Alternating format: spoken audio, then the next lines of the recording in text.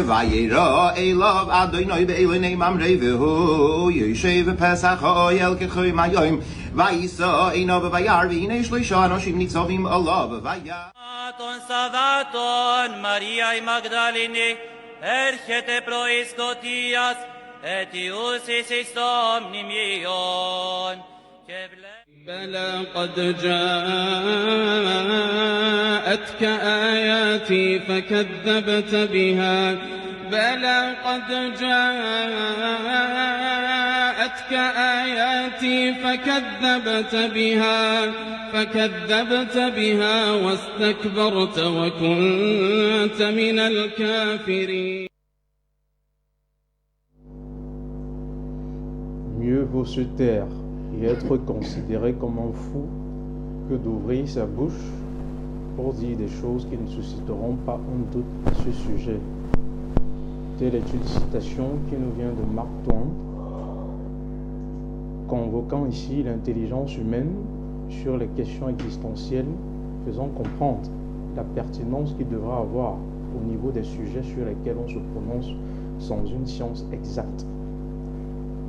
Cela fait exactement 2 semaines déjà que nous avons entrepris de parler d'un sujet qui est tellement important dans 2 communautés, car elles se réclament de Jésus. Nous avons des musulmans qui, pour eux, le considèrent comme un prophète et des chrétiens qui le considèrent comme le Dieu véritable. Pour trancher encore sur ce sujet une fois de plus et essayer de pousser le boulon plus loin, j'ai 2 illustres invités qui ont accepté de nous honorer de leur présence. Je les présente juste après cette courte transition.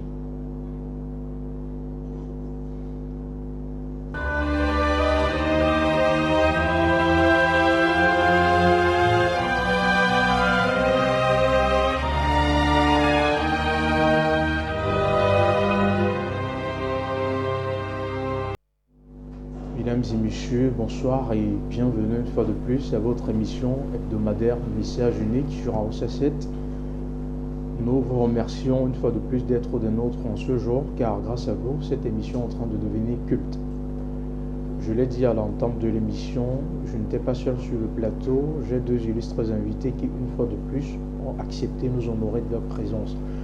Je vais sans doute, sans tarder, présenter le premier d'entre eux, qui n'est autre que le frère, le prophète Moïse, qui une fois de plus a accepté d'être des nôtres aujourd'hui.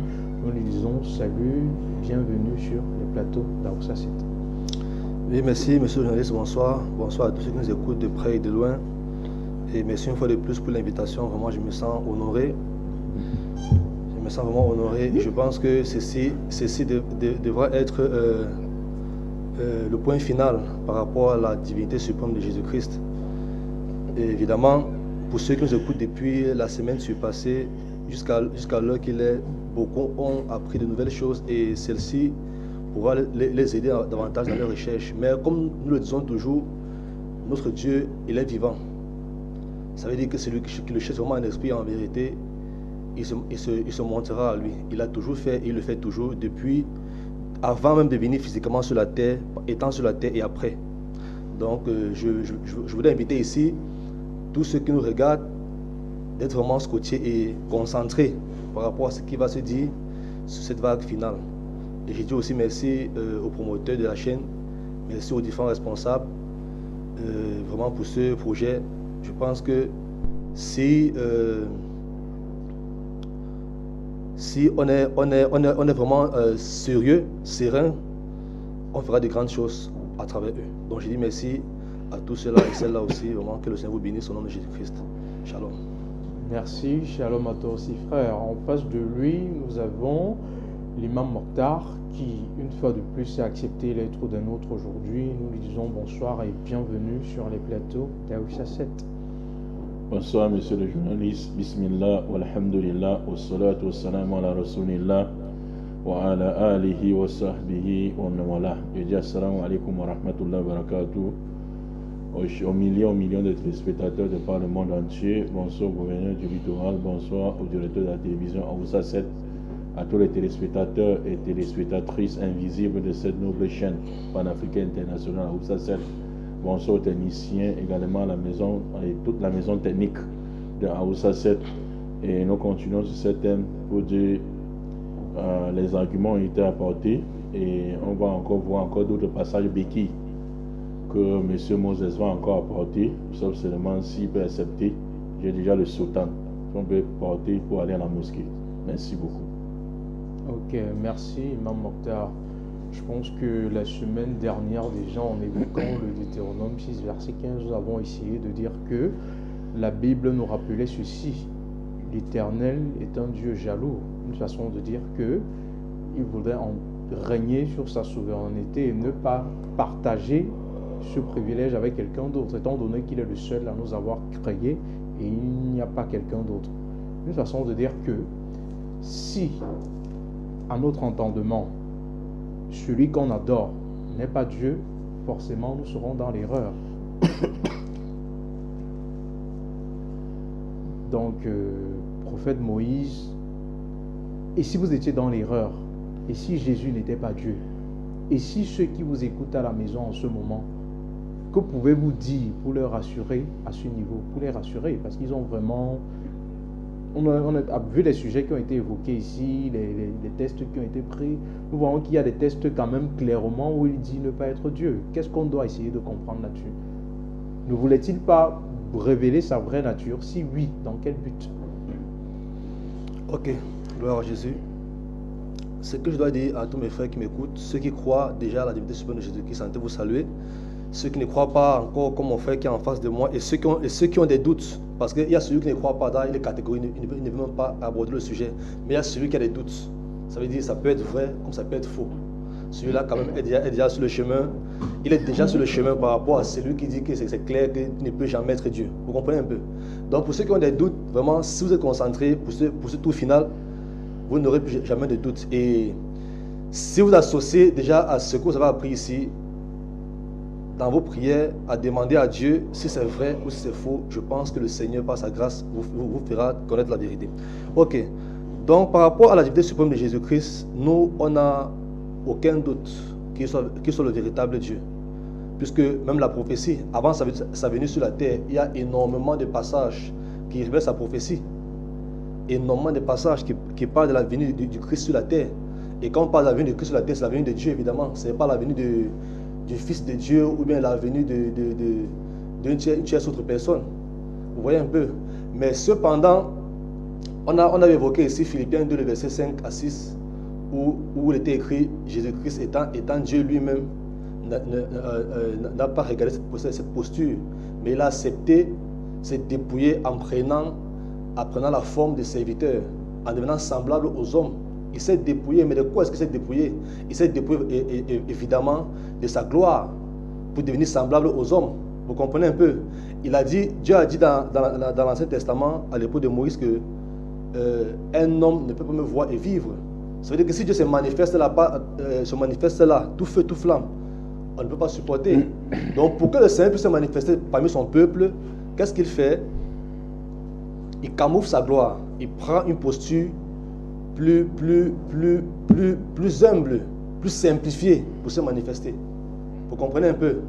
Donc c'est un peu le cas avec le Seigneur Jésus-Christ. Donc lorsqu'on dit que Jésus-Christ est Dieu, ce n'est pas comme si le fait que Marie, Joseph, qui sont ses parents dans la chair, ça veut dire que ceux-là, on ne leur attribue pas une sorte de divinité aussi, non. Vous comprenez un peu? Mais c'est parce que lorsqu'on entre dans la prophétie, on entre dans la compréhension de la prophétie, on se rend compte que, évidemment, là, ce que Dieu a promis depuis là, voilà ce qui s'accomplit en Jésus-Christ. Vous comprenez un peu?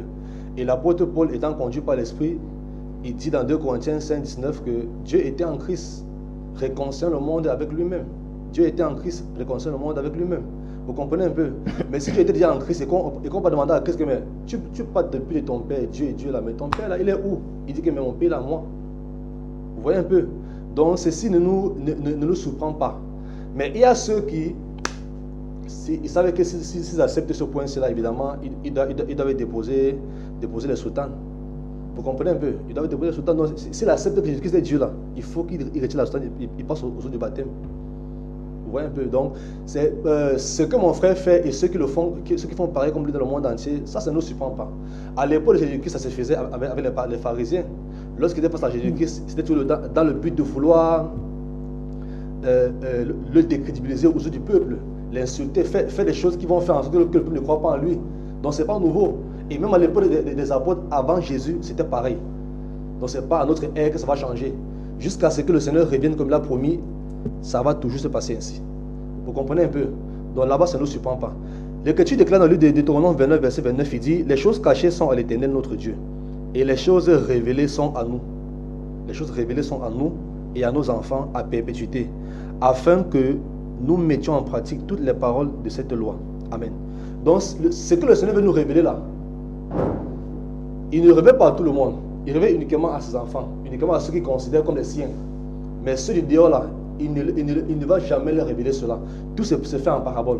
Et ce sont ces mêmes paroles que le Seigneur Jésus-Christ, dans Matthieu chapitre 13, le verset 11, il dit ceci. Jésus leur répondit: parce qu'il vous a été donné de connaître les mystères du royaume des cieux, et que cela ne leur a pas été donné ici, pas de ceux qui ne sont pas lui, ceux qui ne considèrent pas comme ses fils, comme ses disciples, comme ses frères. Vous comprenez un peu? Un peu comme mon frère qui est en face de moi et tous ceux qui sont dans sa peau également. Ok. Si j'ai encore le temps, je vais prendre un passage de Marc où ceci est un peu expliqué. Marc chapitre 4. Je pense que la dernière fois, j'ai également fait parler de ça. Marc 4, à partir du verset 10 à 12. Écoutons ce que le Seigneur Jésus-Christ dit. Il est écrit: lorsqu'il fut en particulier ceux qui l'entouraient avec les 12, dont là on parle des 12 apôtres, l'interrogeaient sur les paraboles. Mais Jésus-Christ, pourquoi tu parles trop en parabole? Il faut parler clairement, sans ambiguïté. Tu contournes pourquoi? Verset 11. Alors il leur dit: c'est à vous qu'a été donné le mystère du royaume de Dieu. Mais pour ceux qui sont dehors, tout se passe en parabole. Vous comprenez? Afin qu'en voyant, ils voient mais n'aperçoivent rien. N'aperçoivent point. Qu'en entendant, ils entendent et ne comprennent point. De peur qu'ils ne se convertissent et que leurs péchés leur soient pardonnés. Parce qu'ils sont dehors, ils ne peuvent pas se pardonner. Pour te pardonner, il faut venir au Seigneur. Il faut venir à Jésus. Jean 6, verset 46, il dit: ceux qui ont vraiment entendu l'enseignement de Dieu viennent à moi. Il n'a pas dit ils vont ailleurs, ils viennent à moi. Il n'a pas dit il va à l'islam ou il va au pied de Mohammed. Mais il a dit ils viennent à moi. Vous comprenez un peu? Et c'est vraiment quelque chose de très pertinent. Donc, mes frères, c'est évidemment, c'est l'une des raisons pour lesquelles nous disons qu'ils ne croient pas en Jésus. Parce que si on croit en Jésus, il devait garder ces paroles aussi. Jean 6, 46. Il est décrit dans les prophètes. Là, c'est Jésus qui parle. Ils seront tous enseignés de Dieu. Ainsi, quiconque a entendu le Père, quiconque a entendu Dieu et a reçu l'enseignement de Dieu, vient à moi, Jésus. Vous comprenez ça? C'est très pertinent. Donc, c'est clair, monsieur le journaliste, et ceux qui nous écoutent, que le Seigneur Jésus-Christ, déjà la dimension humaine, ce n'est qu'une forme. Ce n'est qu'une forme. Philippiens 2, verset 56. On a lu ça plusieurs fois ici. Et je vais entrer un peu dans une sourate, parce que mon frère, il confond vraiment quelque chose qui ne... Il y a un truc qui ne comprend pas. Regarde ce que le Coran dit. Coran 19, le verset 17 dit ceci. Ça, c'est quand Gabriel a apparu à Marie. Il est écrit: elle mit entre elle et eux un voile. Nous lui envoyâmes notre esprit, entre parenthèses, Gabriel, qui se présenta à elle sous la forme d'un homme parfait. Vous voyez un peu? Donc Gabriel, lorsqu'il est venu à Marie, il s'est présenté comme un homme parfait. Mais celui qui a vu Gabriel pourra se dire que non, ça c'est un homme. Et pourtant, ce n'est pas un homme. Son origine, c'est quoi? C'est un esprit. Et la Sourate le dit clairement avant de préciser homme parfait. Mais il a pris forme. Le fait qu'il a pris forme ne signifie pas qu'il est un homme. Vous comprenez un peu? Il faut que les frères relèvent un peu le niveau à ce niveau-là. Philippiens 5, le verset 6, 2, 5 à 6, qu'on a lu plusieurs fois, on dit Jésus-Christ. Jésus-Christ étant Dieu lui-même, a pris forme en devenant semblable aux hommes. Il a pris la forme d'un serviteur en devenant semblable aux hommes. Tous les hommes, logiquement, sont des serviteurs. Parce qu'ils sont tous sous la domination de Dieu. On comprend un peu. Normalement, votre temps de parole est arrivé, mais j'ai une question pour vous. Allez-y. Nous connaissons Dieu, nous connaissons les anges, nous connaissons les esprits. Jésus, il est situé à quel niveau? S'il n'est donc pas un homme, on peut le... Parce que vous avez évoqué l'ange Gabriel tout à l'heure, on pourrait le mettre à quel niveau? Donc, en ce qui concerne l'ange Gabriel, c'est un ange, c'est un esprit. C'est vrai que les anges, dans leur mission, dans les Écritures, parfois ils se manifestent en se rendant visibles. Et lorsqu'il se manifeste, généralement, on va voir un homme bien portant, sans les ailes au dos. Vous voyez un peu? Là, c'est comme un homme parfait. Mais quand il se manifeste avec les ailes au dos, c'est que nous voici un ange. Vous comprenez un peu? Parfois même, ils sont là, mais ils sont invisibles. Là, ils ne se manifestent pas. Mais il est présent, il agit sur l'ordre de Dieu. Vous comprenez un peu? Bon. Où est donc ce Dieu maintenant, Jésus-Christ? Comme je parlais à l'entente des propos au départ, on parle de Dieu, on parle des anges, et on parle de ceux qui ont été sauvés, qui sont ensemble après la mort, d'après ce que l'Écriture dit. Vous comprenez un peu? Mais où est donc la part de Jésus-Christ? Jésus-Christ occupe le trône de Dieu. C'est ce que j'ai dit ici depuis le commencement. Jésus-Christ est assis sur le trône de Dieu. Mais s'il est assis sur le trône de Dieu, c'est en tant que roi. Et comme j'ai dit au départ, il ne peut pas être assis sur le trône de Dieu en tant que locataire. Vous voyez un peu? S'il est assis, évidemment, c'est en tant que Dieu. Donc c'est quoi depuis mon frère n'a pas compris, quand je parle de roi dit que non, c'est plus le thème. Tu parles de roi et non pas de Dieu. Mais s'il est assis sur le trône de Dieu en tant que roi, c'est qu'il est Dieu. Ok, merci. Dieu salue. Merci, prophète Moïse. S'il est assis sur le trône de Dieu, c'est en tant que Dieu. Et certainement, vous n'avez pas un esprit qui est doté de révélation pour pouvoir comprendre ces choses, d'après les dires du prophète Moïse.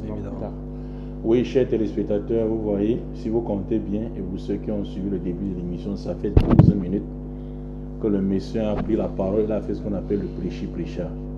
Et ça, c'est leurs habitudes dans les églises, prêchi-prêcha. Quand ils sont en face des ignorants, ils disent tout et n'importe quoi. Et ils ne sont pas cohérents. Pourquoi ils ne sont pas cohérents? Parce qu'ils n'ont pas fait des bandes dans la théologie. Tous ceux qui sont passés au banc de la théologie, qui disaient ces bêtises au quartier que Jésus est Dieu, excusez-moi le terme, ils ne disent plus.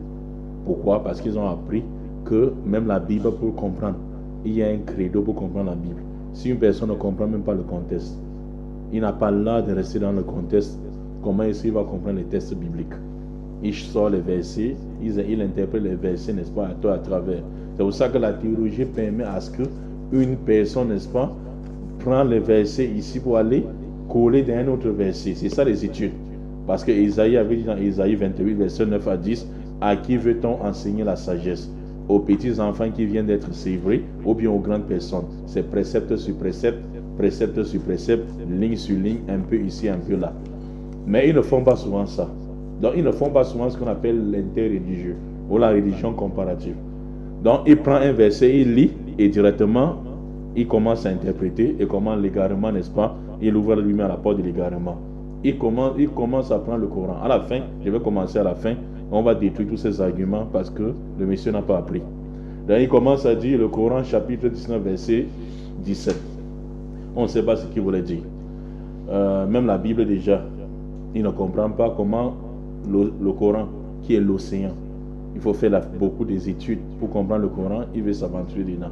Allah dans le Coran chapitre 5 verset 72, لَقَدْ كَفَرَ الَّذِينَ قَالُوا إِنَّ اللَّهَ هُوَ الْمَسِيحُ ابْنُ مَرْيَمَ وَقَالَ الْمَسِيحُ يَا بَنِي إِسْرَائِيلَ اعْبُدُوا اللَّهَ رَبِّي وَرَبَّكُمْ إِنَّهُ مَنْ يُشْرِكْ بِاللَّهِ فَقَدْ حَرَمَ اللَّهُ عَلَيْهِ الْجَنَّةَ وَمَأْوَاهُ النَّارُ وَمَا لِلظَّالِمِينَ مِنْ أَنصَارٍ. Ce sont des mécréants à l'état brut, même pas dilué. Ceux qui disent en vérité Allah est le Messie, fils de Marie. C'est des mécréants. Coran 5 verset 72. Comment tu vas encore chercher dans le Coran un verset qui confère justement le droit à la divinité à Jésus-Christ? Parce que il faut faire des études, c'est un processus. Ce n'est pas pour lire un verset comme ça pour comprendre. Or, le Messie a dit: ô enfants d'Israël, adorez Allah mon Seigneur et votre Seigneur. Et il avait dit dans Jean chapitre 20 verset 17 à Marie de Magdala: ne me touche pas, je ne suis pas encore monté vers le Père. Mais va trouver mes frères, dis-leur que je monte vers mon Père qui est aussi votre Père et vers mon Dieu qui est aussi votre Dieu. On dit souvent dans la théologie que si tu n'arrives même à rien comprendre, au moins reste dans les versets clairs. Comment tu veux prouver la divinité de Jésus-Christ? Tu laisses les versets clairs pour aller t'accaparer les versets, n'est-ce pas? Les versets, n'est-ce pas, d'ambigu, où il faut faire les études pour interpréter. Et on dit que les versets ambigus sont expliqués par les versets clairs. Jésus dit: je m'en vais vers mon Dieu qui est aussi votre Dieu. Même ça, c'est dur pour comprendre. Si une personne n'est même pas encore à cette compréhension-ci, ça veut dire même l'enfant de la maternelle le dépasse. C'est pour ça qu'à la fin, il parle du mystère, l'apostasie et l'ignorance. C'est une doctrine qui doit être absurde. On ne pose pas de questions de ça, apprendre ou à laisser. Deux maintenant. Il dit que Allah dit son refuge sera l'enfer et pour les injustes, il n'aura pas de secours. Tout celui qui dit que Jésus est Dieu, il meurt en enfer. Et la fois passée, nous avons dit, ça c'est le Coran qui le dit, la Bible également le dit, dans Matthieu chapitre 16, verset 14 à 16, quand Jésus a posé la question aux disciples, que disent les gens que moi je suis, moi le Fils de l'homme? Jésus s'est reconnu comme le Fils de l'homme. On va expliquer, on va lui dire qui est le Fils de l'homme. On devrait dire, tu es Élie ressuscité, un ancien prophète ressuscité. Il dit, vous qui me connaissez là plus que tous les gens, que pensez-vous que moi je suis? Pierre dit, tu es le Christ de Dieu. Christos en grec, Machi en hébreu, le Melek en Machi en araméen, le Machi en arabe, qui veut dire celui que Dieu a oint, il a sanctifié, il a envoyé dans le monde pour extirper les gens des ténèbres, de l'idolâtrie, l'incroyance, turpitude, vers la lumière parfaite de la connaissance d'un Dieu unique et de la lumière, n'est-ce pas, de l'application de Dieu sur tous les plans, sur le plan horizontal comme vertical, mes chers frères. Donc, ici, Jésus dit, ce n'est ni la chair ni l'os qui t'ont révélé cela. Ce ne sont pas les composants de ton corps. Donc, ce n'est pas ta personnalité charnelle qui a répondu à cette question, ton intelligence. C'est mon Père qui est dans les cieux. C'est une inspiration. C'est la révélation. C'est pourquoi j'ai dit, tu t'appelles Pierre, Pétros. Et sur cette pierre, je bâtirai mon église, Ecclésia. C'est-à-dire ceux qui parlent de moi, ils vont passer par toi, Pierre. S'ils veulent comprendre qui je suis, ils vont comprendre comme toi. Et les portes de l'enfer ne prévaudront jamais contre elle, comme le Coran dit. Elle dit, c'est lui qui dira le contraire de Pierre, comme lui. Il est en enfer, tout droit. Donc, lui cherche à aller en enfer sans embouteillage. Même pas dans les embouteillages, il cherche à aller en enfer. Ça, c'est clair. Maintenant, je reviens maintenant. Il dit, et dans le même texte maintenant, il dit, Jésus était charnel, il mangeait. C'est ce qu'Allah dit. Allah dit, Ma Masiou ibn Maryam illa rasul. Kad khalat min qablihi rasul wa ummu siddiqa kana yakulani ta'am. Allah dit dans le Coran, le Messie fils de Marie n'est qu'un messager. Il ne dépasse pas ça. J'ai donné beaucoup de versets ici. Matthieu 10, 40. Marc 9, verset 37. Luc chapitre 4, verset 18 à 19. Luc chapitre 4, verset 44. Jean chapitre 4, verset 34. Jean chapitre 5, verset 24. Jean chapitre 5, verset 30. Jean chapitre 5, verset 36 à 37. Jean chapitre 12, verset 44 à 50. Jean chapitre 17, verset 3, où il a commencé son exposé en disant que Jésus est le véritable Dieu. Pourtant, Jésus dans Jean 17, verset 3, la vie éternelle consiste pour eux. Si lui veut avoir la vie éternelle. Parce que la vie éternelle est opposée de l'enfer, que lui l'a choisi. La vie éternelle consiste à croire à toi le seul véritable Dieu. Et c'est lui que tu as envoyé, Jésus. Il dit Dieu est le seul véritable et lui n'est qu'un envoyé de Dieu. Quelqu'un dit non, c'est Jésus qui est le véritable Dieu. Il dit Jésus parle, il dit Jésus tu mens. On va, n'est-ce pas, te forcer à devenir notre Dieu. Le verset clair, pour aller s'accrocher dans les versets ambigus qui n'a même pas compris. Maintenant, je continue. Il dit beaucoup de passages, il y a beaucoup de passages sur la venue de Dieu sur terre.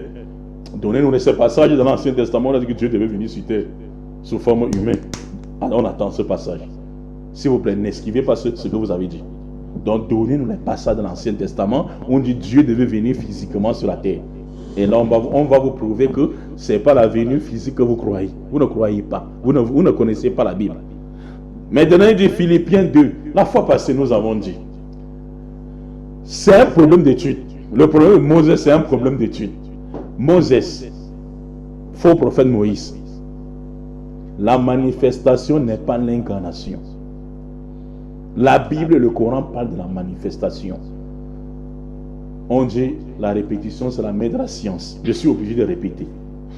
Moses, la manifestation par définition, écoutez bien, c'est le reflet du principe vers l'absolu, sans que le principe soit l'absolu. Ça veut dire, exemple, le miroir et le visage. Quand tu vois ton visage sur le miroir reflète ton visage, mais il n'est pas ton visage. Si quelqu'un détruit le miroir, il n'a pas détruit ton visage. Les prophètes sont les manifestations visibles du Dieu invisible. Dieu étant invisible, il a constitué les messagers pour être ce représentant dans la transmission de ses vouloirs. Celui qui voit un prophète, c'est comme s'il a vu Dieu. Pas dans le sens de l'apercevoir parce qu'on ne voit pas Dieu. Exode 33, verset 20, personne ne peut me voir physiquement et vivre. Mais dans le sens de le reconnaître parce que l'ambassadeur de Dieu est là. C'est ce qu'on appelle la manifestation. Et la preuve c'est quoi? La preuve c'est 1 Jean chapitre 4, verset 9. Jean dit que Dieu a manifesté son amour en nous en nous envoyant Jésus-Christ. Ça ne suffit pas. Donc Dieu a manifesté son amour à nous en prenant la forme. Ça c'est l'hindouisme que vous enseignez, que vous croyez, sans savoir. Pourquoi? Parce que l'incarnation c'est un acte spirituel par lequel un être spirituel quitte un endroit géographique où il vit pour venir s'introduire dans un nouveau corps. Si tu le détruis, tu as détruit le corps. Donc si tu acceptes que Dieu s'est introduit dans Jésus, si on a tué Jésus, on a tué Dieu. Et ça c'est le paganisme total qu'avaient les Romains. Allah dit dans le Coran, il n'était qu'un messager. Et les messagers sont passés avant lui.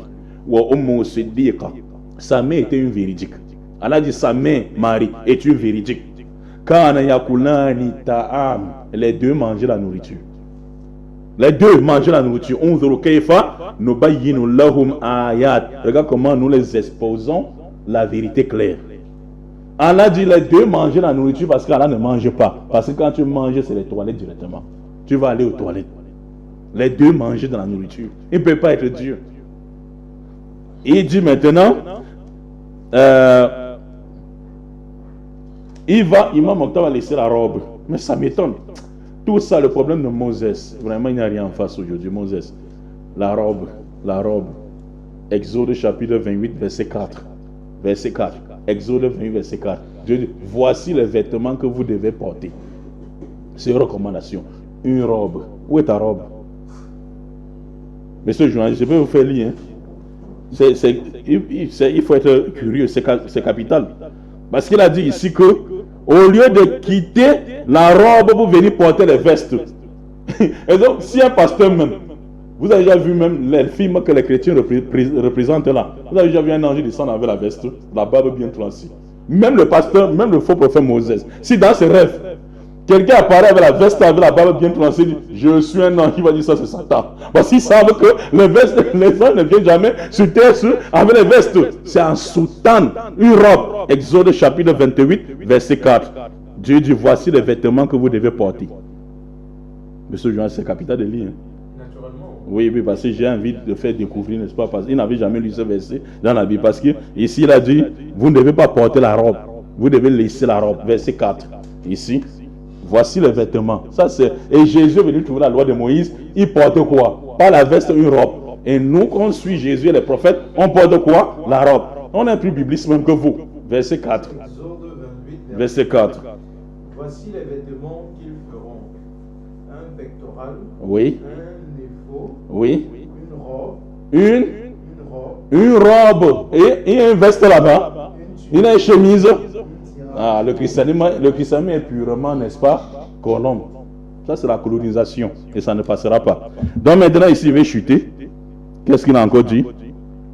Il dit, non, donnez la parole pour qu'il donne encore de passer à Béki. Parce qu'il ne voit plus rien qu'il a dit.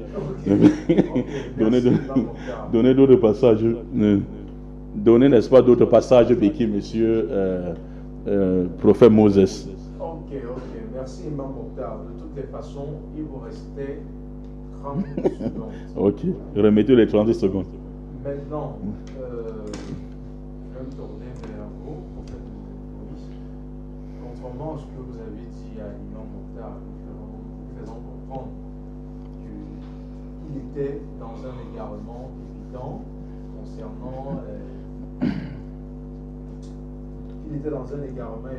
concernant le fait que, en disant que Jésus n'est pas son Dieu, il n'était pas appelé, il n'était pas dans il n'était pas dans cette lignée des fils de la lumière, parce que la parole en elle-même, Dieu ne s'est pas révélé à tout le monde, il s'est révélé à ses enfants. Maintenant, l'imam Mokhtar nous fait comprendre que, avant d'interpréter un verset, avant de vouloir donner un sens sur des versets qui sont ambigus, on devrait plutôt donner la lumière en expliquant avec des versets qui sont clairs. Comme il a évoqué, je pense, de Jean 17, verset 3, où Jésus dit, or la Jean 17, verset 20. Je m'en vais vers mon Dieu qui est aussi votre Dieu. Et Jean 17, 3. La vie éternelle consiste pour être connaître toi le seul véritable Dieu et c'est lui que tu as envoyé, Jésus-Christ. Donc pour lui, ici, il est assez clair. Quand il évoque Jean 17, verset 3, or, la vie éternelle, c'est que te connaisse toi le seul vrai Dieu et celui que tu as envoyé, Jésus-Christ. Bon, à ce niveau déjà, le véritable Dieu et celui que tu as envoyé, Jésus-Christ. Ici, il s'agit bien de deux entités bien distinctes pour Imam Mokhtar. Ok. Oui, votre question, c'est à quel niveau à ce sujet? Ok, j'étais en train de dire que pour lui, c'est plutôt vous qui avez un problème. Parce que, contrairement à ce que vous êtes en train de dire, que les textes sont cachés, Dieu ne se révèle pas comme n'importe comment, lui, il est en train de dire que si vous aviez fait théologie, par exemple, vous devez comprendre que même pour expliquer les versets qui sont censés être ambigus, on les explique à la lumière des versets qui sont clairs. Et s'agissant des versets clairs, j'ai cité Jean 17, verset 3, pour dire que c'est plutôt chez vous, selon Imam Mokhtar, qui a un problème de compréhension au niveau de la nature même de Jésus-Christ. Ok. Bon, je vais commencer chez vous, mais sinon, si la question ne sortait pas, j'allais prendre directement sur mon frère. Ok. D'accord. Jésus-Christ dit, j'ai été envoyé, j'ai été envoyé, j'ai été envoyé. Nous ne refusons pas. Il a été envoyé. Qui l'a envoyé? C'est Dieu qui l'a envoyé. Qui est Dieu? C'est son propre Père. Il dit c'est son Père. Vous comprenez un peu? Depuis le départ, on a réglé cette question aussi depuis. Ça veut dire que si Jésus-Christ reconnaît que c'est son Père qui l'a envoyé, que son Père est son Dieu, hein? Ça veut dire que moi je suis mal placé pour connaître son Père en dehors de lui-même. Il est mal placé pour connaître le Père de Jésus-Christ en dehors de Jésus-Christ lui-même. C'est pourquoi, pour connaître son Père, il faut qu'on demande à Jésus, non? La première fois ici, la semaine passée, on a demandé à Jésus. Mais ton Père, ton Dieu qui t'a envoyé là, il est où? Depuis que ton Père au ciel, il t'a envoyé. Ton Père là, il est dans où? Il dit que son Père est en lui. Son Père est en lui et lui, il est dans son Père. Dans Jean 8, il dit, il est sorti de Dieu pour venir sur la terre. Et qui finira sa mission, il retournera au Père. Il ne retournera pas au ciel, hein, il retournera au Père. Mais c'est un peu profond. Vous comprenez un peu? Mais s'il est sorti de Dieu, c'est en tant que qui ou en tant que quoi? Vous comprenez un peu ça? Et pour celui qui a un peu cherché à comprendre, il saura là clairement que s'il est sorti de Dieu, ça veut dire selon le psaume 107, à partir du verset 19 à 21, il est sorti en tant que la parole. Je vais prendre le verset là, je vais lire pour qu'on soit un peu plus clair. Et je suis dans le psaume 107, verset 19 à 21.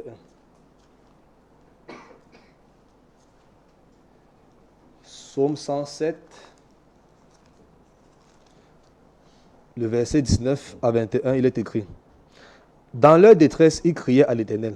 Là, ce sont les hommes. Dans leur détresse, ils criaient à l'Éternel. Et l'Éternel les délivra de leurs angoisses. Verset 20. L'Éternel envoya sa parole. Donc, comment est-ce qu'il leur a guéri? Comment est-ce qu'il leur a délivré? C'est par sa parole. L'Éternel envoya sa parole et les guérit. Il les fit échapper de la fosse. Verset 21. Qu'il loue l'Éternel pour sa bonté, pour ses merveilles en faveur des fils de l'homme. Amen. Vous comprenez un peu? Donc, si Jésus qui nous dit, je suis sorti de Dieu, je suis venu dans le monde, je quitte le monde, je retourne à Dieu, ça veut dire qu'il est sorti de Dieu en tant que la parole de Dieu. Si tu demandes à mon frère, est-ce que la parole de Dieu c'est Dieu lui-même? Il va te dire non. Il va chercher les contrôles. J'ai plusieurs fois assisté à ce genre de débat. Je me suis vraiment marré. Vous comprenez un peu? Il dira que non, la parole de Dieu, ce n'est pas Dieu lui-même. Dieu est à part, sa parole est à part. Et pourtant, Jean 1, verset 1 est très clair. Au commencement était la parole. La parole était avec Dieu, la parole était avec Dieu. Ils sont comme moi qui parle présentement et moi-même. Celui qui parle n'est pas différent de moi. Celui qui parle, c'est moi. Mais cependant, il y a ma parole et il y a moi. Vous comprenez un peu? Voilà ce que ça explique. Mais il va entrer dans le psaume 36, vouloir expliquer les choses qui n'ont pas de sens parce qu'il n'a rien compris. Jean 1, au verset 14, l'Écriture dit que la parole de Dieu a été faite chair. Permettez, hein? J'ai même fait, je lis, parce qu'il y a ceux qui nous regardent et c'est important de lire en même temps. Jean 1, le verset 1er, il dit, Jean 1, verset 14, il dit, et la parole a été faite chair, et elle a habité parmi nous, pleine de grâce et de vérité, et nous avons contemplé sa gloire, une gloire comme la gloire du Fils unique venu du Père. Amen. Là, il s'agit de Jésus. Ça il ne le nie pas. Si le nie, on va revenir dessus. Donc, vous voyez, à ce niveau, la parole qui est invisible, hein, elle s'est manifestée. Elle s'est manifestée en se rendant visible. C'est pourquoi elle a habité parmi nous. Nous, on est charnel. C'est vrai que l'homme est doublé de nature spirituelle et charnelle, mais quand on dit manifester parmi les hommes, on parle de la dimension charnelle. Vous comprenez un peu? Elle a été parmi nous et tout le monde a contemplé sa gloire. Ce que Dieu a promis.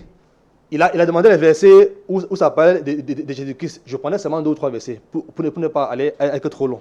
Donc, vous voyez qu'à ce niveau, selon le psaume 100, le verset 19 à 21, où Dieu a envoyé sa parole, afin que sa parole vienne guérir les hommes, sauver les hommes, et les délivrer de l'enfer. Vous voyez un peu? Cette parole qu'il a envoyée là, comme il a dit, je viens de moi-même. C'est pas cette parole-là qu'elle a trouvée en accomplissement en Jésus-Christ, selon Jean 1, à partir du verset 1 jusqu'au verset 14, jusqu'au verset 18 même. Vous comprenez un peu? Donc, ça, c'est une chose. Maintenant, le frère a évoqué, bon, déjà que par rapport à la royauté de Jésus, lui, il fait tout pour éviter le côté, parce que le côté, il ne peut pas s'en sortir. Et c'est à ce niveau-là que moi, je vais les amener depuis 2 semaines, que parler des fils de Dieu envoyés là. Si on a la base, c'est le B à bas de la foi chrétienne. C'est le B à bas de la foi chrétienne. Il a parlé de l'école théologique, il faut faire la théologie, il faut. Mais je t'ai dit ça la semaine passée, tu n'as pas suivi, frère. Est-ce que l'école là, Jésus l'a fait? Si Jésus l'a fait, donne-moi le nom de cette école-là, moi également, j'irai m'inscrire là-bas. Mais cependant, si tu demandes à Jésus-Christ dans Jean 7, à partir du verset 15 à 16, il dit que, mais toi, tu n'as pas appris. Où est-ce que tu connais toutes ces choses? D'où te vient cette sagesse-là? Évidemment, elle vient de Dieu. Vous comprenez un peu? Galates chapitre 1, le verset 11, avec l'apôtre Paul, il dit, il a fait toutes ces écoles. Il a été pharisien, on l'a enseigné la parole de Dieu. Il a appris ça à l'école comme mon frère. Mais il n'a jamais connu qui est Dieu. Le jour où le Seigneur Jésus-Christ s'est révélé à lui, dans Acte 9, depuis ce jour-là, Paul se baladait partout, il rappelait ceci. Tout ce que je connais maintenant, ce n'est pas une révélation de Jésus-Christ. Tout ce que je connais. En tant que grand théologien. Donc, je sais vous dire, mon frère, que moi, je vais te conseiller de partir à l'école du Saint-Esprit. L'école du Saint-Esprit, là, il n'y a pas un homme sur la terre qui peut t'enseigner ça. L'école du Saint-Esprit, là, c'est Jésus-Christ lui-même qui va t'enseigner ça par la révélation de sa parole. Tu ne peux pas connaître la parole de Jésus-Christ si ce n'est pas par son esprit. C'est ce qui est écrit. Tu ne peux pas. C'est quoi moi j'aime dire, frère, tu prononces le mot Saint-Esprit sans savoir même que c'est toujours encore quelque chose que tu ne peux pas savoir. Il dit les choses de Dieu là, on ne peut pas les comprendre par l'intelligence humaine. C'est par l'esprit de Dieu qu'on le comprend. C'est pourquoi Proverbe, dans le verset 23, il dit, venez à moi, je mettrai en vous mon esprit afin que vous compreniez ma parole. Est-ce que tu as le Saint-Esprit qui est l'esprit de Jésus? Non. Comment tu peux donc comprendre sa parole? Tout c'est fait pourtant en parabole. Tu vas aller faire tes écoles de théologie, Arabie Saoudite, Jérusalem, tout ça là. Tu ne pourras jamais connaître qui est Jésus. Ce n'est pas sa révélation. Ok. Donc, je voudrais encore mentionner un fait. Il a pris Matthieu 16, verset 14 à 16, où Jésus demande à ses disciples, que dit donc que je suis? Donc il dit que tu es Élie, tu es Jérémie, ou bien tu es l'un des prophètes. Déjà, ça met déjà, il prend un verset même qui va encore tuer le Coran. C'est ce qui me dépasse sur lui, mon frère. L'apôtre Paul dit là-bas que tu es le fils de Dieu. Ça, le Coran ne le reconnaît pas premièrement. Deuxièmement, l'apôtre Pierre, qui dit que tu es le fils de Dieu, ne dit pas que tu es un prophète aussi. Or, leur Coran dit qu'il est un prophète. Tu vois qu'il prend quelque chose d'abord, qui met son Coran d'abord à côté. Vous voyez un peu? Est-ce que lui croit qu'il est le fils de Dieu? Parce que si tu penses ça, ça veut dire que tu crois en ça. Est-ce que tu crois en ça? Si tu dis oui, mais tu fais encore quoi dans l'islam? Sur 112, verset 1 à 4, confirme qu'Allah n'a pas de fils, il n'a pas engendré, il ne peut pas être, non plus engendré. Or, 1 Jean 5, verset 1er et 1 Jean 2, verset 22 à 23, casse tout ça. Vous comprenez un peu? Donc là, on n'est pas dans la même chose. Donc s'il veut toucher ce côté-ci, il faut donc que mon frère vienne prendre son baptême. Et j'ai parlé tout à l'heure de la soutane. Il a voulu tordre un peu le sens de mes paroles. Ce n'était pas par rapport à ton habillement, mon frère Imam Mokhtar. C'est par rapport à ta foi. Puisque je n'ai même pas évoqué le mot veste. Pour celui qui m'a écouté. C'est par rapport à ta foi, pas par rapport à ton habillement.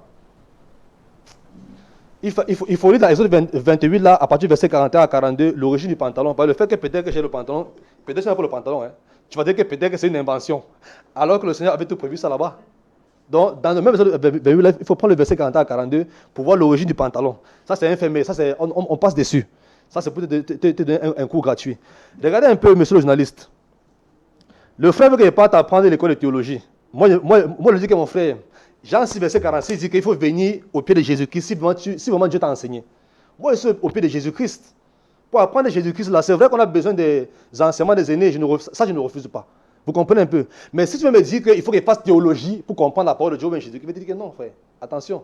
L'apôtre Paul a fait ces choses-là, mais il a dit que tout ça, je regarde ça comme la boue. Tous les gros diplômes, c'est comme la boue. Mais c'est Jésus qui m'a révélé qui est Dieu. Et l'apôtre Paul le dit aussi clairement.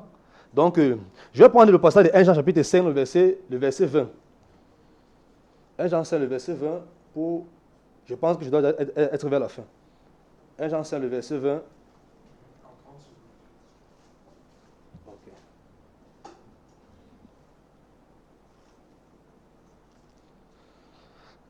1 Jean 5, le verset 20 à 21, il est écrit. Jean dit, nous savons aussi que le Fils de Dieu est venu. C'est ce qu'il disait, non? Que Jésus est le Fils de Dieu. Amen. Nous savons aussi que le Fils de Dieu est venu et qu'il nous a donné l'intelligence pour connaître le véritable. Quand on parle du véritable, on parle du véritable Dieu. Et que le Fils de Dieu, comme il est venu là, il nous a donné l'intelligence pour qu'on connaisse qui est le véritable. Il dit, et nous sommes dans le véritable en son Fils Jésus-Christ. Vous comprenez ça? Et nous sommes dans le véritable Dieu en son Fils Jésus-Christ. C'est lui qui est le Dieu véritable et la vie éternelle. Voilà encore un verset qui est clair. Nous sommes dans le véritable Dieu en son Fils Jésus-Christ. Donc si mon frère veut connaître le véritable Dieu, il doit savoir que le véritable Dieu là est en Jésus-Christ.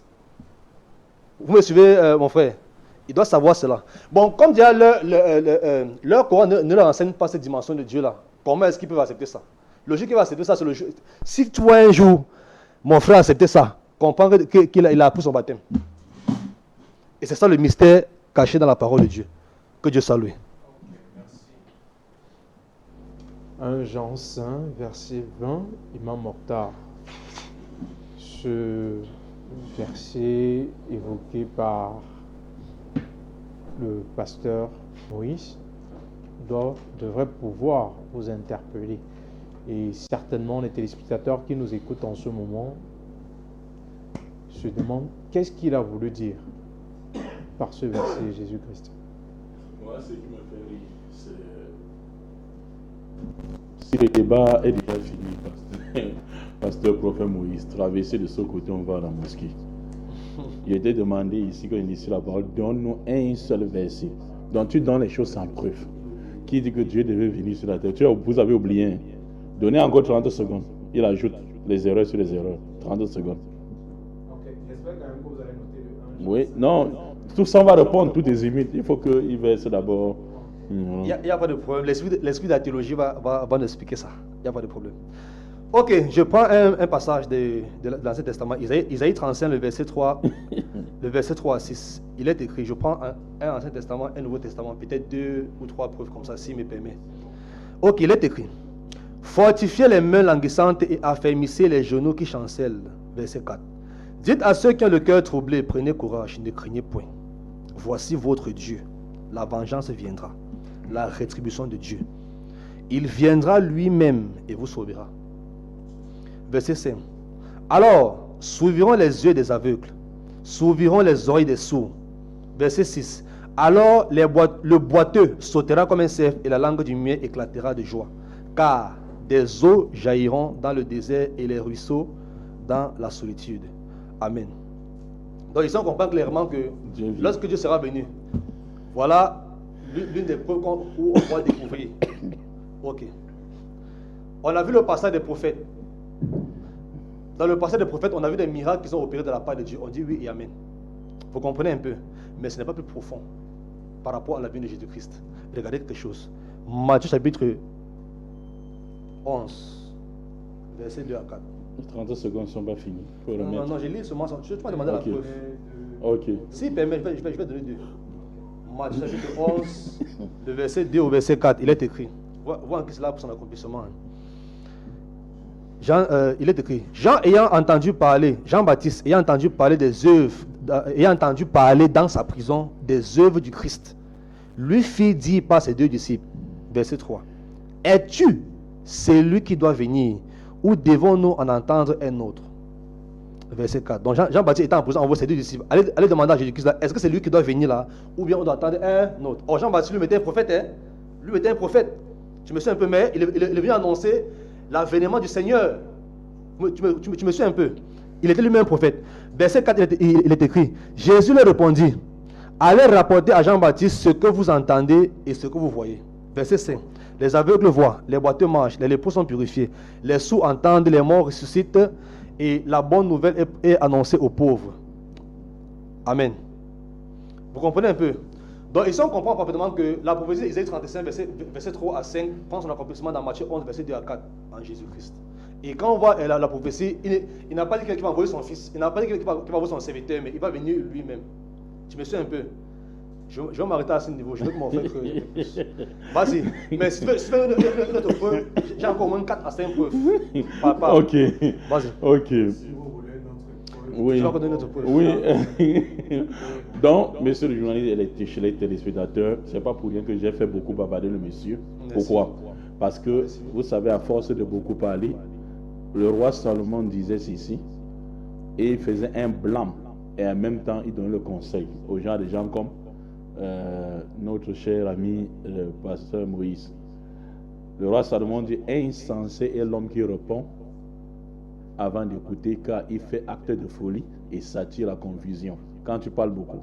Mais il dit au verset 15, le cœur intelligent, c'est Salomon qui dit, hein, Proverbe 18, verset 15, le cœur intelligent acquiert la science. Dans aucun passage biblique on encourage les gens à l'ignorance. Pour dire, va t'enfermer, n'apprends pas et attends l'esprit satanique qui va te parler. Et dit, le cœur intelligent acquiert la science et l'oreille des sages cherche la science. L'oreille des sages, ça c'est Salomon, Proverbe 18, verset 15. Comme il a beaucoup bavardé, nous sommes obligés, n'est-ce pas, de vous exposer aux gens, parce que vous dites des choses. Je commence déjà par Ésaïe 35, parce que je commence au début, les gens vont se poser. Je commence là où il a terminé. Verset 11, Dieu viendra lui-même sur la terre.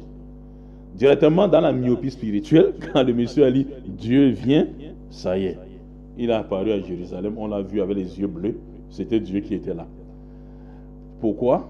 Parce que les messieurs, Jésus-Christ les conseillers ne comprennent pas. Dans Matthieu 23, verset 2 à 3, il dit les scribes et les pharisiens sont assis dans la chair de Moïse. Faites et observez tout ce qu'ils vous disent, mais ne le ressemblez pas. Vous ne pouvez pas comprendre la Bible, la Torah, plus que les scribes et les pharisiens. Ce sont les gens qui ont beaucoup appris. Comme Salomon dit ici, il faut apprendre. L'oreille des sages cherche la science. Qu'est-ce que ça veut dire? Regarde comment Dieu vient. Maintenant, regardez la différence de celui qui a appris et celui qui n'a pas appris. Celui qui a appris lit directement, Dieu vient, et directement, Dieu vient. Mais regardez comment celui qui a appris fait. Il colle un verset avec un autre verset pour comprendre. Regarde comment Dieu vient. Regarde comment Dieu vient. Luc chapitre 7, verset 14. Regarde comment Dieu est venu. Regarde comment Dieu vient, notre cher ami. Luc chapitre 7, verset 14. On approcha près de Jésus-Christ le cercueil d'un enfant. Ceux qui portaient le cercueil, Jésus les demanda de s'arrêter. Ceux qui portaient le cercueil s'arrêtèrent. Jésus dit au mort, jeune homme, je te le dis, lève-toi. Le mort s'assit et se mit à parler, et Jésus le rendit à sa mère. Tous furent saisis de crainte et glorifiaient Dieu en disant, regarde comment les gens qui étaient là, qui ont vu le miracle, parce que lui n'a même jamais vu Jésus. Regarde ce qu'ils vont dire quand ils ont vu le miracle opéré par Jésus. Un grand prophète apparu parmi nous et Dieu est venu visiter son peuple. Vous voyez comment Dieu visite le peuple? Quand quelqu'un a pris, c'est comme ça la différence de lui qui a pris et toi. Dieu ne visite pas le peuple en venant sur un corps humain. Là, personne ne peut voir Dieu vivre. Exode 33, verset 20. Dieu ne vient pas sur le corps physique. Pour chercher quoi? Mais il visite le peuple par l'envoi des prophètes. Les Juifs qui connaissaient Dieu plus que quiconque. Le schéma Israël. Ils disent, un grand prophète que tu nies a apparu parmi nous. Il parle de qui? De Jésus-Christ. Et Dieu est venu nous visiter. Par comment? Par l'envoi de Jésus-Christ. Et là, tu ne peux pas comprendre. Maintenant, il vient encore une ambiguïté. Oh, le même passage de Matthieu 16, verset 14 à 16 qu'il a pris, on dit Jésus le Christ est le Fils de Dieu. Pourtant, le Coran dit que Jésus n'est pas le Fils de Dieu. Toujours problème d'étude. Regarde là où tu n'as pas étudié. Dieu dit ceci, regarde, Deutéronome 19, verset 15, pasteur Moses. Le témoignage d'une personne pour un fait ne sera jamais accepté, au moins sur la disposition de 2 ou de 3 témoins. On va voir d'autres témoins. Si ils ont appelé Fils de Dieu, je me bâtis sur le plateau. Même passage. Le seul qui a dit Fils de Dieu, c'est un ajout. C'est Matthieu. Marc n'a pas dit ça. Prenons la version de Marc. S'il vous plaît, calmez-vous. Calmez-vous, vous avez demandé, n'est-ce pas, les preuves. Marc, chapitre 8. Verset, même question. Verset, n'est-ce pas, 27 à 29. Marc, chapitre 8. Jésus s'en alla avec ses disciples dans le village de Césarée et de Philippe, et le posant en chemin cette question, que dit-on que je suis? Il répondit, Jean-Baptiste, les autres Élie, les autres l'un des prophètes. Et vous, leur demanda-t-il, que dites-vous que je suis? Pierre dit, tu es le Christ, point. Marc n'a pas ajouté le Fils de Dieu. C'est pour te prouver que les études sont très intéressantes. Il n'a pas ajouté Fils de Dieu. On prend la version de Luc. Si Luc a ajouté aussi Fils de Dieu, même chose, Luc chapitre 9. Luc chapitre 9, versets 19 à 20. Versets 19 à 20. Un jour que Jésus priait à l'écart, ayant avec lui ses disciples, il leur posa cette question. Que dit-on que je suis? Il répondit, Jean-Baptiste, les autres Élie, et les autres, un des anciens prophètes ressuscités. Et vous, demanda-t-il, que dites-vous que je suis? Pierre répondit, tu es le Christ de Dieu. Il n'y a pas le Christ. Marc n'a pas parlé de Christ, de Fils. Luc n'a pas parlé de Fils. Jean maintenant. Jean chapitre 6, verset 69. Voilà l'importance d'étudier. Jean chapitre 6. Et tu vas voir ce qu'on appelle la synthèse dans les études. Verset, n'est-ce pas? 69. Simon lui dit, Jésus dit, et vous, ne voulez pas vous en aller aussi? Simon Pierre dit, Seigneur, à qui irions-nous? Tu as les paroles de la vie éternelle. Et nous avons cru et nous avons connu. Deux verbes. Verbe croire et connaître. Connaître ne vient que de la science, s'asseoir pour apprendre. Nous avons appris auprès de toi. Ce n'est pas lire la Bible. Tu dis, je suis devenu savant. Nous avons cru et nous avons connu. Ils ont cru, ils ont appris quoi? Nous avons connu que tu es le Christ sorti de Dieu. Tu es le Christ sorti de Dieu dans la Bible française courant, venu de Dieu. Quand il dit sorti, il va prendre le Fils venu de Dieu. Donc ici, vous voyez que Marc n'a pas mentionné Fils dans le même passage, même contexte. Luc n'a pas mentionné Fils, Jean n'a pas mentionné le mot Fils, c'est ce qu'on appelle l'étude comparée. Maintenant, quand les trois évangélistes sont d'accord, et un seul a ajouté une chose, il est seul, alors on doit bannir pour lui selon les métiers théologiques. Et là, tu ne connais pas ça.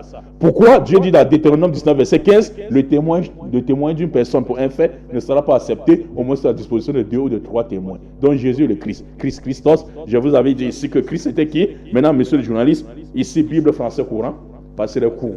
Français courant, Christ, dans, n'est-ce pas, il y a les comment on appelle le vocabulaire. Il y a le vocabulaire ici, dans la Bible de français courant. Si on retrouve rapidement, où je vais vous montrer, ou bien, lui-même va lire. On dit que Christ, n'est-ce pas, veut dire quoi? Oh, je vais retrouver ça. Christ, dans la Bible de français courant, à la fin, le vocabulaire. Vous allez trouver Christ veut dire envoyé de Dieu. Je vais retrouver ça.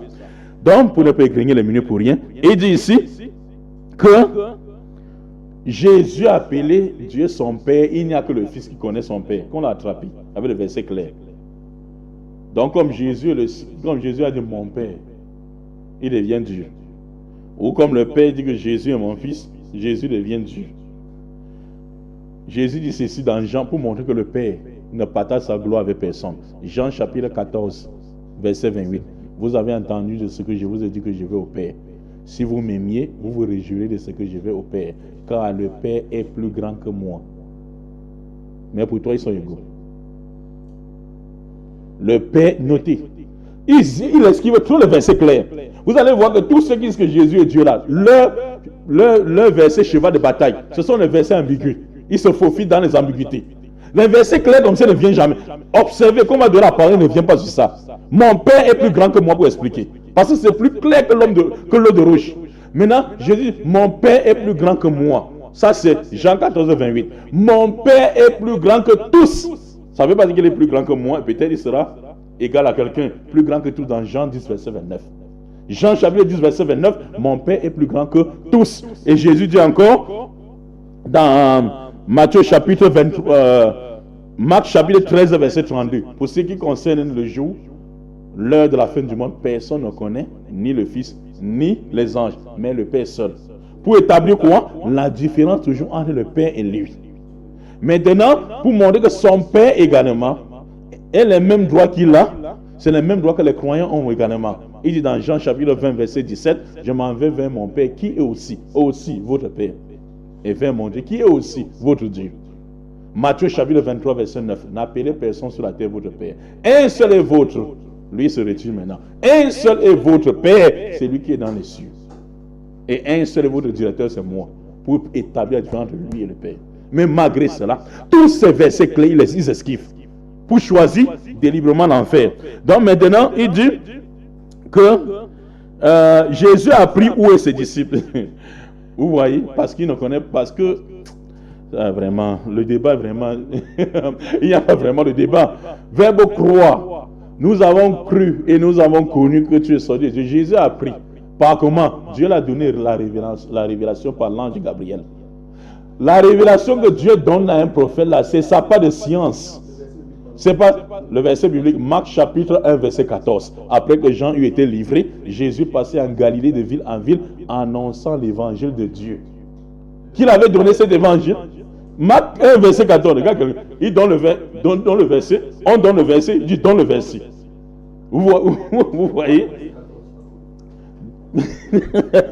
Donc, maintenant, il y a encore beaucoup d'autres versets. Hein. On peut encore te donner, n'est-ce pas, les cadeaux. Donc, il n'y a pas un seul verset où Jésus dit « Je suis votre Dieu, adorez-moi ». Ou bien un seul verset même qui confère justement le droit à la divinité à Jésus-Christ. Donc, lui il dit « Est-ce que la parole de quelqu'un est en dehors de lui ?» Pourquoi? Parce que les gars ont refusé. La fois passée, j'ai même pris dans Jean chapitre 1 ici, où Jean montrait que, ici, si vous voulez comprendre parole, toutes choses ont été faites par elle, et rien de ce qui était fait n'a été fait sans elle. Il va dans Somme 33, j'ai expliqué ça ici. Somme 33, versets 6 à 9. On dit les cieux et la terre ont été faits par la parole de l'Éternel. Donc les cieux et la terre deviennent Dieu. Et tout, n'est-ce pas, leur souffle, et tout leur armée plutôt, par le souffle de sa bouche. Il amoncelle en un tas les eaux de la mer et rassemble tout dans les abîmes. Et quand il veut une chose, son commandement consiste à dire soit, et la chose est aussitôt. Il dit soit. La parole de Dieu, on a dit, c'est formé de deux choses. Et il faut aller à l'école pour comprendre. Quand on dit la parole de quelqu'un, c'est deux choses. Il y a l'exécution de il y a, n'est-ce pas, la parole envoyée et la parole exécutée. Quand tu dis à mon enfant, lave les assiettes, tu envoies une parole. Lorsqu'il lave ces assiettes-là, on appelle ça la manifestation de la parole que tu as envoyée.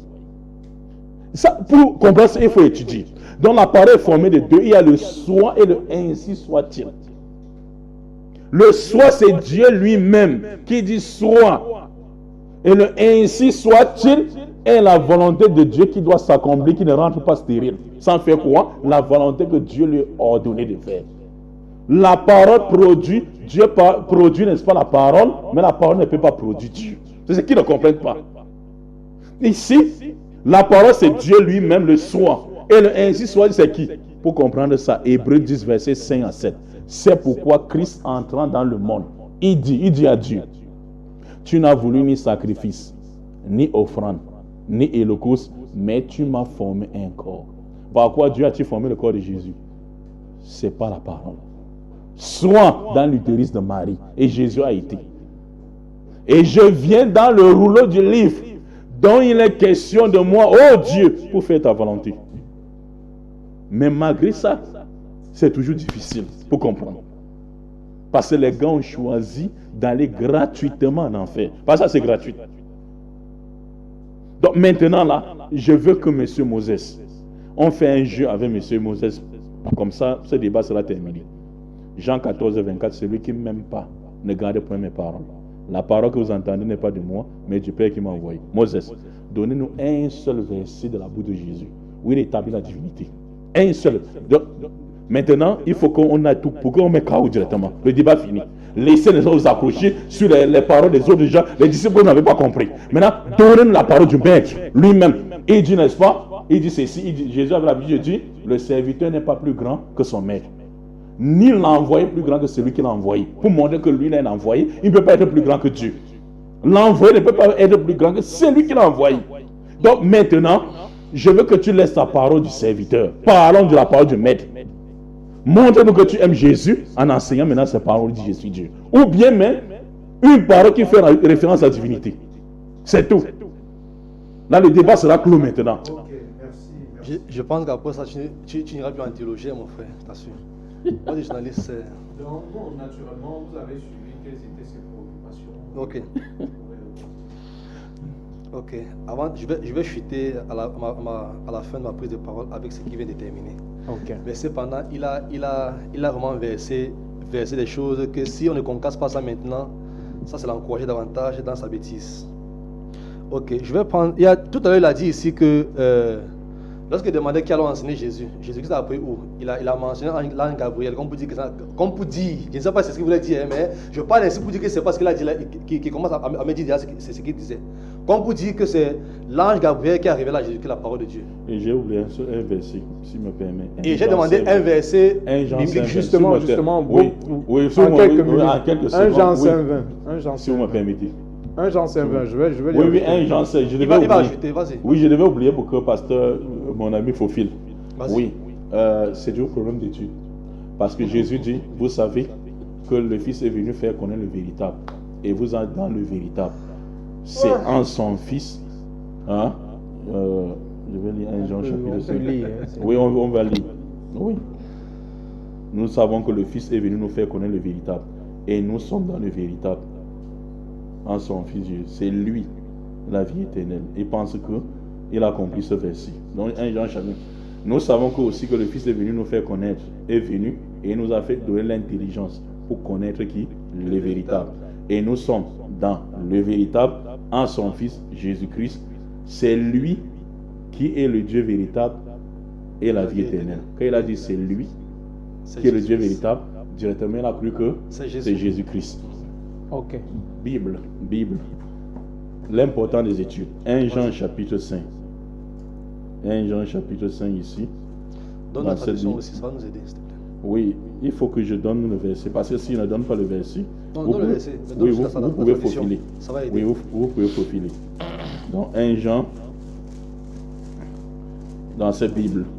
Dans cette Bible, on ne dit pas c'est lui, la vie éternelle, mais on dit c'est là. C'est le chemin. Il est venu plutôt montrer le chemin. Je veux la référence. Oui, oui c'est là, mais c'est le 1 Jean chapitre. C'est le même verset dans cette Bible. Hein? Ok. Excusez-moi, je cherche le verset. C'est 1 Jean capital. 5, 1 Jean chapitre 5, verset 20. verset 20. Donne-nous la traduction, laisse-moi pas là-bas. Verset 20. Verset 19 à 20. 19 à 20. Et vous comparez avec la version de Moïse avant que j'explique. Ok. Nous savons que nous venons de Dieu, mais que le monde entier se trouve au pouvoir du méchant. Mais nous savons que le Fils de Dieu est venu, qu'il nous a donné l'intelligence pour que nous parvenions à connaître le véritable. Et nous sommes en union avec le véritable par le moyen de son Fils Jésus-Christ. C'est le vrai Dieu et la vie éternelle. Vous comprenez? Est-ce que c'est la même chose que vous avez lu? Quel vrai Dieu? Vous avez compris ici? Donc ici, on dit, ici, nous savons que le Fils de Dieu est venu et qui nous a donné l'intelligence pour que nous parvenions à connaître le véritable. Il est venu nous donner l'intelligence pour que nous parvenions à connaître le véritable. Et nous sommes en union avec le véritable par le moyen de son Fils Dieu. C'est là, vous n'avez pas lu cette partie. C'est là le vrai Dieu. C'est le chemin quoi. C'est là l'intelligence qu'il a donné. Le chemin. C'est là pour connaître qui? Le véritable Dieu. Et ici c'est lui. Quand il a vu lui directement, quand il ne fait pas les recherches, lui là ça devient Jésus. Je viens là avec l'explication. Si tu n'as pas compris ceci, tu n'as pas compris cette Bible, on peut mettre dans la poubelle. Nous sommes dans quelle traduction? Dans quelle traduction? Monde nouveau. Ça va m'aider. Monde nouveau. Oui. Merci beaucoup. Ah, merci. Bon, c'est bien qu'on vous accepte. Il y a Darby aussi. Même chose dans Darby. Non, ça ne me... Je voulais savoir déjà. Même Darby, même dans Darby. Oui, parce que tu peux prendre la parole au bon pour dire que c'est le livre de témoins de Jéhovah. Oui, ici, maintenant... C'est moi qui ai la parole. Oui, non, je sais expliquer ça. On va vous restituer. Maintenant, en grec, le verset, le mot utilisé en grec, c'est autos. Dans le style grec, c'est comme en français. Pour éviter ce qu'on appelle la répétition. Nous savons que le Fils est venu nous faire connaître le véritable. nous sommes dans le véritable Dieu. On ne devait plus dire encore, il nous a fait nous connaître le véritable. Non. Ça devait faire la répétition. Or, dans la langue grecque, lorsque deux mêmes mots viennent déjà, véritable, véritable, on va utiliser, n'est-ce pas, l'attribut qui qualifie les deux premiers, qui est lui. Donc, c'est le Dieu qui est véritable. Le même Jean dit maintenant dans Jean 17, verset 3, pour connaître le véritable, et il dit ceci dans Jean 17, verset 3, la vie éternelle consiste à te connaître, toi, le seul véritable. Le véritable, c'est Dieu, et c'est lui que tu as envoyé, Jésus-Christ. Ça ne voulait pas dire que Jésus est Dieu. Donc, cherchez encore de passer pour aller dans les paroles de Jésus clair. Vous cherchez où il a dit je suis Dieu. Bon, après, selon ma compréhension, du moins, après cette analyse de l'imam Mokhtar, le véritable, une première fois que c'est cité, il s'agit de Dieu, le Père. Deuxième fois le véritable est cité, il s'agit encore de Dieu, le Père. Comment le troisième peut être Jésus? Pourquoi maintenant, la troisième fois que le verset est évoqué, maintenant, vous dites que non, ce n'est plus le véritable Dieu, le Père, c'est maintenant Jésus. Et maintenant, pour illustrer ça, il a pris le verset Jean 17, verset 3, pour dire que le véritable là, c'est Dieu. Jésus, et Jésus est son envoyé. Merci. Okay. Merci. Écoutez bien, je vais aller minutieusement dans la lecture de ce verset. Okay. Écoutons, ça va nous aider. Il est écrit, 1 Jean 5, verset 20, pour ceux qui prennent note. Il est écrit, nous savons aussi que le Fils de Dieu est venu. Là, on parle de Jésus, lui et moi, on est d'accord. Et qu'il nous a donné l'intelligence pour connaître le véritable. Donc, c'est lui qui a donné l'intelligence pour connaître le véritable. Alors qu'il y avait l'école des pharisiens depuis, les scribes depuis. Mais par là-bas, ils n'ont pas su qui est le véritable.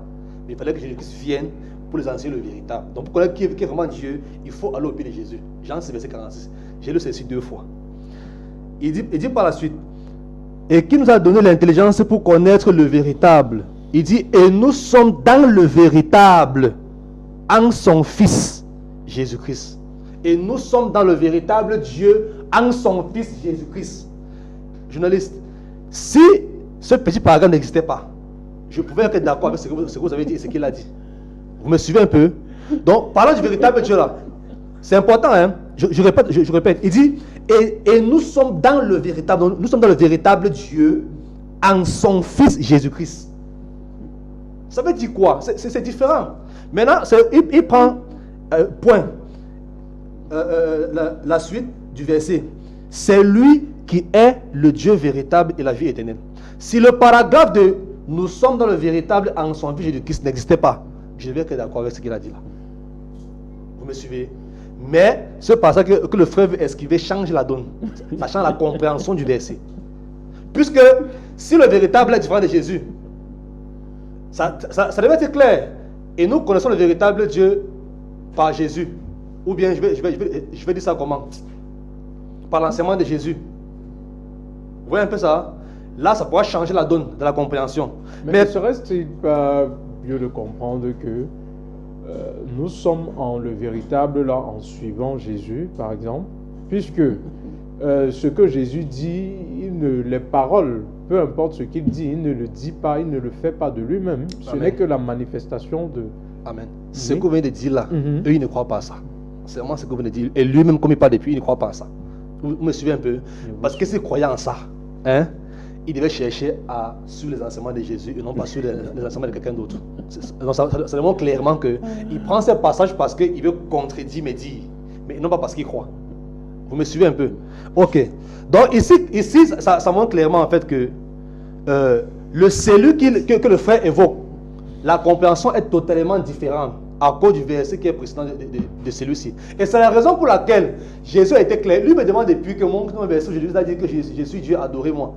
Mais tu veux voir ce verset là, frère?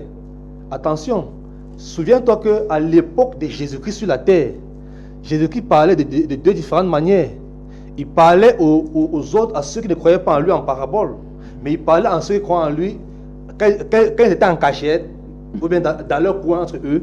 Le Seigneur expliquait les paraboles. J'ai lu ceci dans Marc 4, verset 10 à 12. Tout à l'heure, au commencement de ma parole. Et c'est à ces 12-là et quelques personnes qui ont cru en Jésus-Christ que Jésus-Christ a dit, le Père habite en moi et moi j'habite en lui.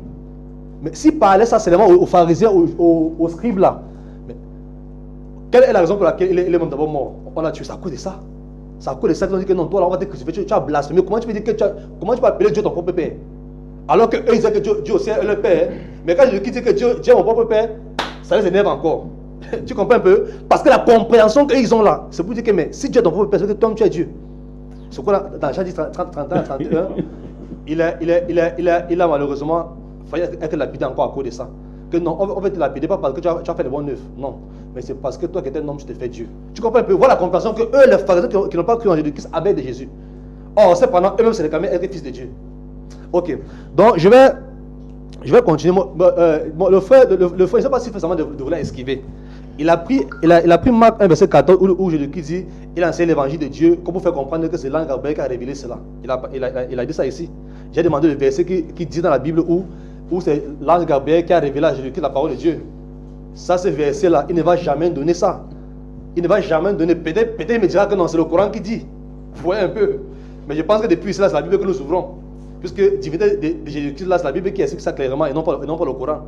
Dans la Bible, il peut manquer un verset qui dit que l'ange Gabriel enseigne Jésus-Christ. Aucun ange ne peut enseigner Jésus-Christ, mais cependant, Jésus-Christ envoie les anges. C'est lui qui envoie les anges. Apocalypse 22, verset 16. C'est lui, Jésus qui envoie les anges. Mais comment c'est encore l'ange qui va encore l'enseigner? Mon frère, fais attention. Hein. Fais attention. Tu n'as pas devant toi quelqu'un qui vient de commencer à apprendre. Frère, fais attention. Nous, c'est le Saint-Esprit qui nous révèle. Fais attention. Apocalypse 22, verset 16. Il est écrit, moi, Jésus, j'ai envoyé mon ange pour vous attester ces choses dans les églises. C'est lui qui envoie l'ange. Comment je dis que c'est l'ange qui l'a enseigné? Mais fais attention, ne blasphème pas, frère. Fais attention. Donc il faut rectifier ton mot là. Ok. La fois dernière, on parlait par rapport à la royauté de Jésus-Christ. Le frère ne s'est pas en sorti, il a esquivé ça. Maintenant, il revient sur envoyé de Dieu, envoyé de ceci. Là-bas, c'est le B à bas de la foi chrétienne, mon frère. Il faut aller là où c'est percutant. 2 Jean chapitre 4, le verset 1er. 2 Timothée 4, verset 1er, il est écrit. Je t'en conjure devant Dieu et devant Jésus-Christ. Je t'en conjure devant Dieu et devant Jésus-Christ. Ça fait 2 noms, monsieur le journaliste. Je vous suis. Ok, continue alors. Je t'en conjure devant Dieu, c'est 1. Et devant Jésus-Christ, c'est 2. Le verbe qui suit, il dit, qui doit juger les vivants et les morts, et au nom de son apparition et de son royaume. Voilà le verset. Il dit, je t'en conjure devant Dieu et devant Jésus-Christ. Logiquement, on devait dire, qui doit juger les vivants et les morts? Mais on dit, qui doit juger les vivants et les morts? Mais finalement, c'est Dieu qui doit juger, ou bien c'est Dieu qui doit juger. Ça, c'est un premier point. À la fin, il dit, de son apparition et de son royaume. Mais finalement, qui est dans le roi? C'est Jésus-Christ qui est le roi ou c'est Dieu qui est le roi? J'ai expliqué fatigué ici depuis la première fois que frère, lorsqu'on dit Dieu, ce n'est pas un papa assis avec une longue barbe et une canne. C'est 2 Timothée. Ça, c'est 2 Timothée 4, verset 1er. Ce n'est pas le seul verset qui fait mention de ça. Frère, lorsqu'on dit Dieu, c'est une position. C'est un peu lorsqu'on dit le président. Regardez un peu. Si moi je vous demande, quelle est la différence entre le président de la République du Cameroun et Paul Biya? C'est que sur leurs définitions seront différentes. En 30 secondes. Vous me suivez? Si on vous demande quelle est la différence entre le président de la République et Paul Biya. Bon, là je parle du président de notre pays. Hein. Vous allez me dire, définir la présidence de la République et vous allez me définir Paul Biya. Mais cependant, si vous demande comment s'appelle le président de la République du Cameroun, vous me direz c'est Paul Biya. Vous voyez un peu ça? Donc tu vois, on a ici 2 postures. Mais cependant, c'est en un. Pourquoi? Parce que c'est Paul Biya qui est le président de la République. Alors que la présidence a une définition différente de Paul Biya. Même la biographie peut nous aider à ce niveau-là. Vous comprenez un peu? Donc le fait qu'on dit que Dieu, il faut que les frères comprennent que l'affaire de Dieu là, c'est une position. C'est comme on dit patron, c'est comme on dit père, c'est comme on dit fils. Ce sont des positions, mais ce n'est pas la personne même. Quand on dit le trône du roi, c'est lui qui est assis dessus, c'est une personne. Il a son nom. Ok, merci. Ok. L'émission étant déjà arrivée à la fin, je vais prendre le mot de fin de l'imam Mokhtar. Qu'est-ce qu'il a à dire aux téléspectateurs? Le mot de fin déjà, vraiment. J'ai appelé les pasteurs du Cameroun qui ont fréquenté, fatigués, se cachent. Il y a des pasteurs Moses, les courageux. Non, je les remercie. Non, je les encourage de continuer les recherches. Moses. Mais regardez, il dit, regardez Moses, regardez un verset cadeau. 1 Timothée 2, verset 5. La lettre à Timothée, je vais venir sur Timothée chapitre 4. Car il y a un seul Dieu Et aussi un seul médiateur entre Dieu et les hommes, Jésus-Christ. Je veux que vous donnez t'expliques ça 5 secondes, oui. Il t'explique. Que veut dire médiateur en français? 5 secondes, comment faire? Non, que veut dire médiateur? Médiateur. C'est lui qui prend ici, qui peut informer là-bas ou qui prend là-bas, qui va informer ici. On dit qu'il y a un seul Dieu, un seul médiateur entre Dieu et les hommes, Jésus-Christ. Non. Jésus c'est Jésus-Christ homme. Jésus-Christ C'est ce que le homme. verset dit. Oui, Ça, Jésus-Christ homme. Voilà. Oui, Jésus-Christ C'est quoi la homme. différence? Oui, Ça veut dire quoi? oui. Non, c'est à toi d'expliquer. D'accord. Ça veut dire premièrement, Oui, j'ai deux explications. Oui. Ça veut dire premièrement que oui, celui qui peut prendre aux hommes et qui peut apporter à Dieu, c'est Jésus-Christ homme. oui. Celui qui peut prendre à Dieu et apporter aux hommes, c'est Jésus-Christ homme. Oui, oui. Ça veut dire quoi? La prière se fait au nom de Jésus-Christ. Selon Jean 14, verset 13. Voilà ce que ça veut dire. Oui. Tu me suis un peu. Pourquoi c'est précisé Jésus-Christ homme? Parce que évidemment, le Seigneur, les Écritures nous révèlent Christ sur deux dimensions. La dimension éternelle et la dimension charnelle. Dimension éternelle, Jean 12, verset 34. Jean 12, verset 34, dimension éternelle de Christ. Maintenant, dimension charnelle, Romains 8, verset 34, où l'Écriture dit que le Christ est mort, et bien plus il est ressuscité, il est assis à la droite de Dieu, il intercède pour nous. Donc c'est l'intercession qui est faite en son nom-là, qui fait en sorte que si mon frère Mokhtar prie au nom de Jésus-Christ, Bon, regardez, Jésus, monsieur le journaliste. là je finis. Regardez. Ouais, Mais vous avez déjà beaucoup j'ai parlé. compris. Regardez, monsieur. Oui, non, non, Monsieur, regarde. le temps Non, nous étant déjà regardez, imparti. monsieur le journaliste. Oui. Parce qu'eux, ils font souvent dans la philosophie. C'est pour ça que quand je prenais la parole, je disais ici, ils ne peuvent pas prendre les paroles sortant de la bouche de Jésus. Pourquoi? Parce que tous les versets sortant de la bouche de Jésus ont été clairs. Ça a été clair pour celui qui cherchait le paradis. Si on lui demande quelle est la partie spirituelle, quelle est la partie charnelle de Jésus, il va dire le corps physique de Jésus. Quelle est la partie de Dieu? Il dit l'esprit de Jésus. L'esprit de Jésus n'est pas Dieu. Luc chapitre 23, verset 46. On dit en ce temps-là, Jésus dit, Père, je remets mon esprit entre tes mains et après c'est l'expira. C'est-à-dire, si l'esprit de Jésus c'est Dieu, il remet l'esprit, n'est-ce pas, qui est Dieu entre les mains de quel Dieu? Tout ça là, pourquoi? Parce qu'ils savent qu'ils se faufilent et se cachent dans les versets ambigus. Lorsqu'on dit ceci, regarde, on dit Dieu et Jésus doivent juger.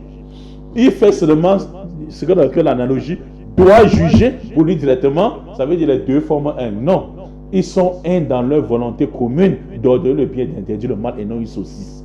L'homme et la femme, l'homme quittera son père et sa femme et s'attachera à sa femme et les deux deviendront une seule chair. Une seule chair ne veut pas dire attaché.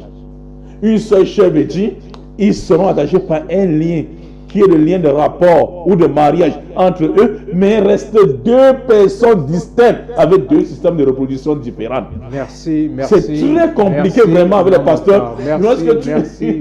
Qui ne veulent voir que ce qu'ils veulent L'heure voir. de l'émission étant déjà arrivée, nous allons nous Que d'autres séparer pasteurs avec- viennent encore. Je n'ai pas conclu. Hein. Non, mais ce sera pour une prochaine fois, vu le temps qui nous a déjà imparti. Sur ce, il est important de rappeler à nos téléspectateurs que, comme à l'accoutumée, ce n'est qu'un débat et non un combat. L'émission se termine toujours par une accolade fraternelle entre les deux panélistes. Nous remercions la partie technique de l'émission.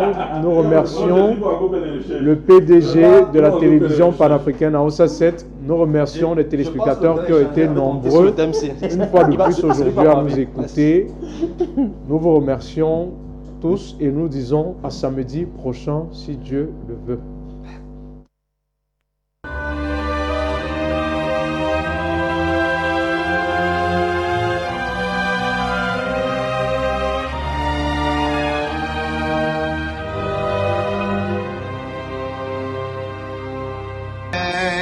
Vayera Elav Adonai be'elenei mamrei v'hu Yoshev Pesach ha'oyel k'choy mayoim Vayisa einav v'vayar v'hinei shloisha anoshim nitzavim alav v'vayar Ton Savaton, Mariae Magdalene, έρχεται πρωίς σκοτίας, αιτιούσις εις το μνημείον. Και بلى قد جاءتك آياتي فكذبت بها بلى قد جاءتك آياتي فكذبت بها واستكبرت وكنت من الكافرين